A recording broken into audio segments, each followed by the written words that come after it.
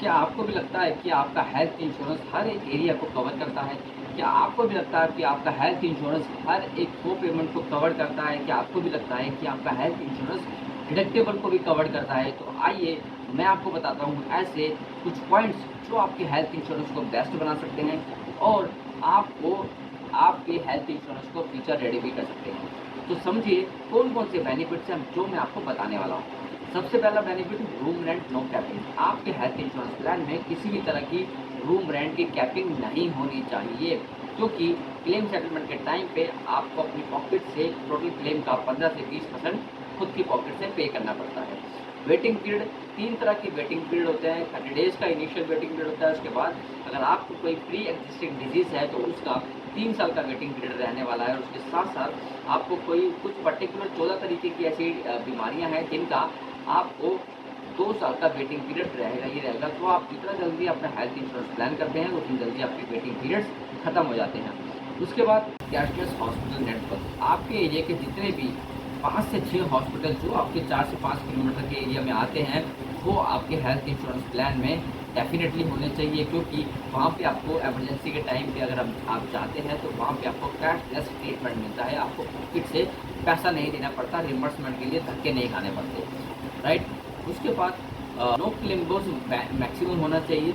आपकी पॉलिसी में power booster this is the add on जो आपको हर साल 100% का बोनस देता है। आपकी पॉलिसी को हर साल बूस्ट अप करता है 100% से, राइट?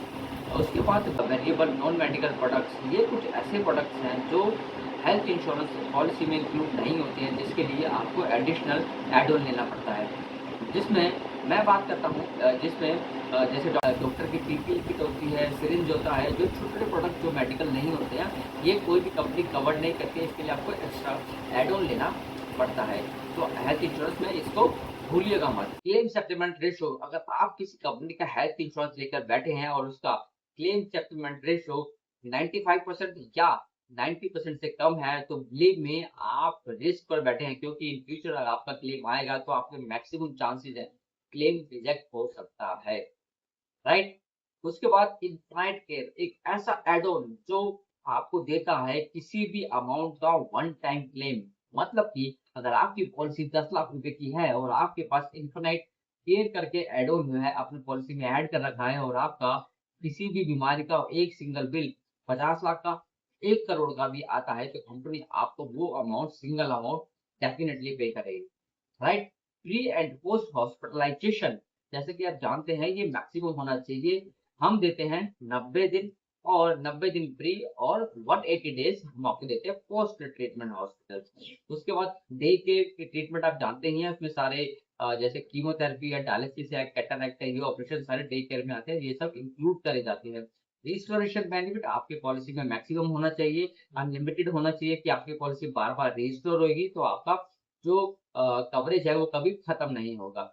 डोमेस्टिक रोड एम्बुलेंस इसमें कवर्ड होनी चाहिए। डोनर एक्सपेंसेस, जो आपके ऑर्गन है उसको देने वाला और लेने वाला दोनों के एक्सपेंसेस इसमें कवर्ड होने चाहिए।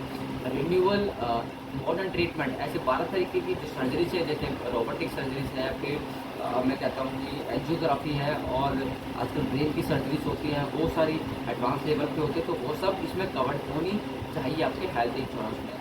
उसके बाद हेल्थ चेकअप आपको एनुअली मिलना चाहिए, उसके लिए आपको एक्स्ट्रा ऐड ऑन लेना पड़ेगा, तो उसका ध्यान रखिएगा, वो आपकी पॉलिसी में ऐड होना चाहिए। उसके बाद एक्सीडेंटल बेनिफिट होना चाहिए कि आपको अगर आपको कुछ हो जाता है तो आपके नॉमिनी को आपका सम एश्योर्ड का अमाउंट 10 लाख की पॉलिसी 10 लाख का, 20 लाख की पॉलिसी है तो 20 लाख रुपये आपकी फैमिली में चला जाए।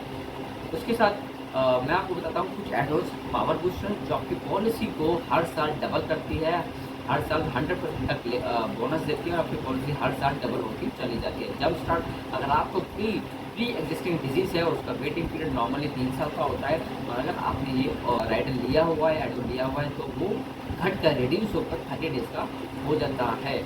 क्लेम प्रोटेक्टर, इसमें जो मैंने आपको बताया जितने भी नॉन मेडिकल प्रोडक्ट्स हैं वो भी इंक्लूड होते हैं, और आपको 100% क्लेम मिलता है। मैटरनिटी कवरेज रिडक्शन, अगर आप चाहें तो इस राइडर को ऑफ कर सकते हैं, और आपका जो मैटरनिटी कवरेज है वो 2 साल का वेटिंग पीरियड घट के 1 साल का ही रह जाता है। रूम मॉडिफायर, अगर आपके पास सिंगल प्राइवेट रूम है तो आप उसको मॉडिफाई करके डीलक्स रूम ले सकते हैं, उसमें स्यूट रूम ले सकते हैं।